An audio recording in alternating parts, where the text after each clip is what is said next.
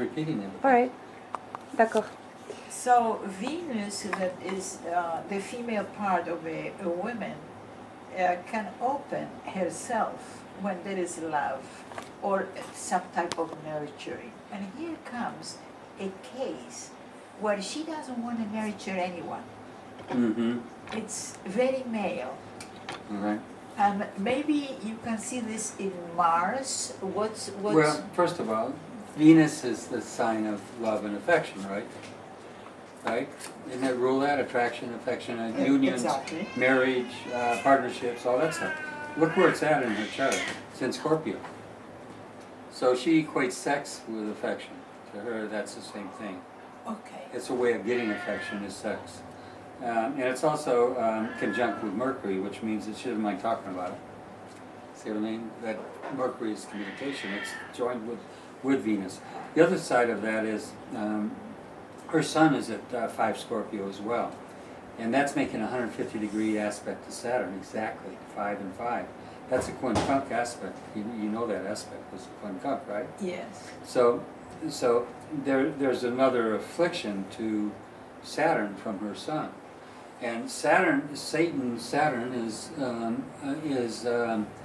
basically in the 8th house of her 8th house of sex. You see what I'm saying? Oh, here comes her need of having young men with Exactly. good sex, more compulsive. And then it's afflicting her sun, which means that her spirit is agitated continually by that. It's like the sun is your will. Saturn weakens will when it's afflicting it, right? You see what I'm saying? I will, 5th house, Leo, I will, Leo, the sun. So when the sun is afflicted by something, like I have Mars afflicting my sun when it's born, I have a quick temper, very quick. I mean, if somebody pushes me to a point, like could have happened the other night, I don't care if he's a beast and a giant, I mean, I'll take it on. At my age, I'll probably get my ass wet. But I've always never cared once I got to that point. So my will is weakened if I get angry. My wife knows that. I mean, I can be the most loving guy in the world, but if somebody really presses my button, Mars goes off because my will is out of the way now. My will is to destroy or to break or to do something bad. Okay. She has the same thing with Saturn to the sun, 150-degree aspect, exact degree, exact quincunx. And that means that her will is weakened by sex. Mars is sex too, by the way. But Saturn rules the sexual drive, the serpent force, you know what I mean? It's all that. The Kundalini, of course. Exactly, see. Now, there is another issue, and this is an issue that is manifested through her children. This lady is a kind of a police personality mom. Domineering, you mean? Yeah. Mars conjunct the moon. Exactly. Yeah, you got it. You saw that ahead of time. That and the north node and the south node. When she opens her mouth, you better don't be around. The bad words are coming out like Yeah.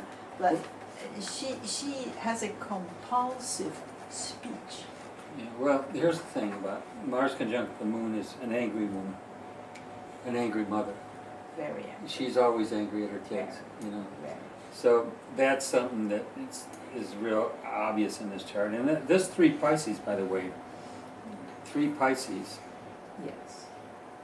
Um, Delusional. It's that, but look at this.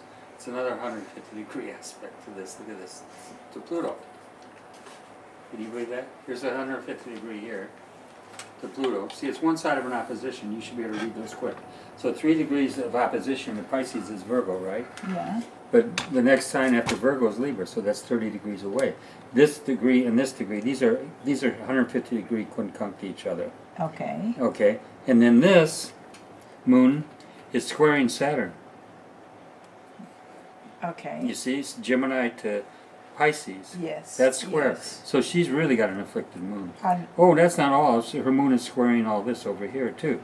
So her moon is squaring. Oh, this is what we see. Can I write on this? yes, yes, yes. No, Go no, no, ahead, this is right. what- this is I what got we- it in my computer Yeah. now. Well, this is what you got. Look at this. Well, you can see it, but I prefer not to have. No, I no, pref- no, no. I can make copies. Go ahead. Yeah. I would love to have you. I want you to see this, how strong this chart is afflicted. This is one of the weird cases. That's the T-cross right Here there. is the T-cross. Now, Very good. and then add to that, this quincunx, 150 degree over here, another affliction right there, and add to that. Let's see, was that it? Scorpio. She does have a trine between the sun and moon. That's nice, and. But this is the whole affliction on this chart. Everything pretty much is afflicting this Moon Mars conjunction here, because these are together. So anything this does is going to affect both those planets, the Mars and this Moon, and all the issues of the quincunx are like a sixth house aspect. We call it a sickness aspect. And this here, T-cross with Saturn and Jupiter. That's constant war, because Mars is involved. God, Mars is involved in that too. 3 Gemini, and this is 25. So not only is Mars, this is one of the worst charts you can have, because she's got Saturn, Mars, Moon.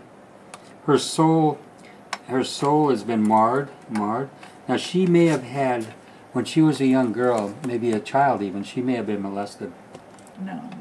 She comes from a family with heavy karma. The father is a big mafia guy in Manhattan. Oh, is that what it is? So I don't know if this is punishment or what, but Yeah. she's coming from heavy karma. Well, it's interesting. All this is in the 4th house, which is the home. Father. Exactly. Very wealthy. Okay. Watch out. The 8th house, Death. there is a lot of money here. Everything is inherited. We have never known what is work.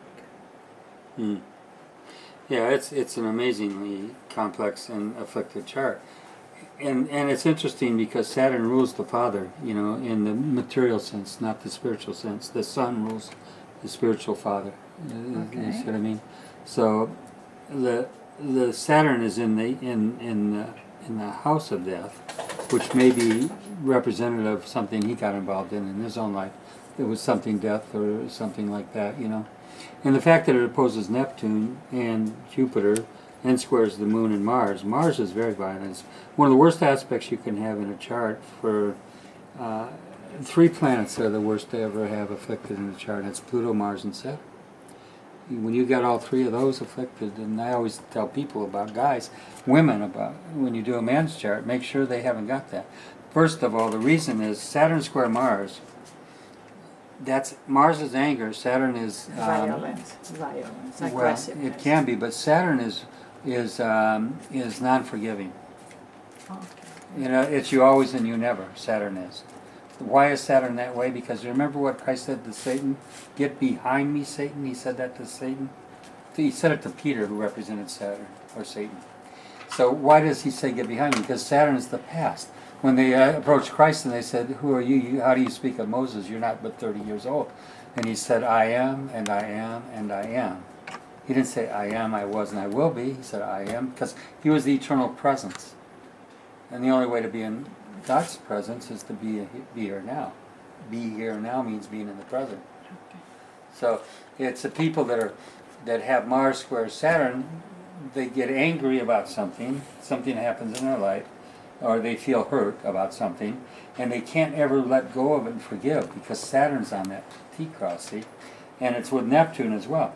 The interesting thing is there's hopes for this woman. The only hope is in this woman's life is really spiritual journey, because she does have Neptune conjunct Jupiter in Sagittarius. Jupiter is very strong in Sagittarius. It's very very potentially it could be enlightened being Okay. that turns around and changes her entire She life. comes to me for to learn how to forgive and forget first, and second to learn That's her lesson. how to protect her mouth of dealing with the public. The public are his children, boyfriends, mother, father. She is extremely aggressive. Now, for the first time after 6 months, she lost it with me. She lost it. Oh my gosh, I got her temper altogether. Turned it on you. On me, because Yeah. after this I knew that any moment I can get it, because her south node, look, what she has to learn in life Mm-hmm. is to deal with speech. Mm-hmm. The worst is coming from her mouth. Well, Am I true? Is this true from what I learned? I don't tell you how to do astrology, okay? I never would. And I don't tell you not to use the nodes, but I find them pretty ineffective. Because I'll tell you what. If all it is the node is the path, the point on the ecliptic where the moon passes north and south of the equator, Okay. of the ecliptic, right? The path of the sun. So when they Yeah. cross, that's called north node. And then we put the south node as an opposing point, which would be where it would do it again. But here's the thing: if you want to be really analytical about this, why not use nodes for all the planets? Why do you just use it for the moon? What's significant about that? I mean, Okay. you see what I'm getting at? I mean, I'd like to use the nodes and I'd like to believe in them because it would make my chart even better, you know? It'd make it more powerful. Because I have a node right on the mid of them. But anyway, the point is I'm not real sold on it. I know the interpretations. I've studied them for years. You know, North Node's supposed to be like Jupiter, South Node's supposed to be like Saturn, you know that. But I never tell students not to use anything because I say you use it if it works for you. And, Okay. and that's how I believe, you know. But my you don't need it. Look at all the stuff going on in this chart. My gosh, you know, Saturn, you talk about Saturn is in Gemini. Gemini rules speech, communication. It's Mercury sign, right? Exactly. Saturn is what? The spirit of what? Accusing. The accusing spirit. It's the cursing person. So where she's got to learn is here, Saturn in Gemini. It means Saturn.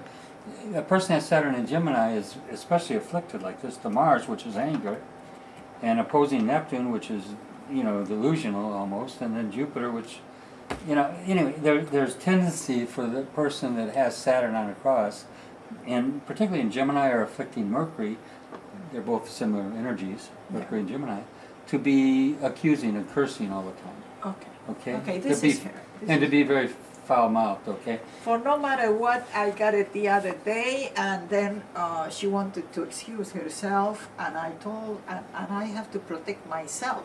She comes, but then there are other people coming. So I told myself, when I will come back from Canada, I will give myself to communicate with her. You want to be really careful with this woman because this is an unforgiving chart. If she gets angry at you, she can really hurt you in a way. You know what I mean? She can be real vindictive. So be real watchful over yourself with this kind of person. Very good. And this is, by the way, this is that's all I need to say. That's Okay, all. good. I wanted your opinion. Here, another case. I have cases, I'm telling you. It's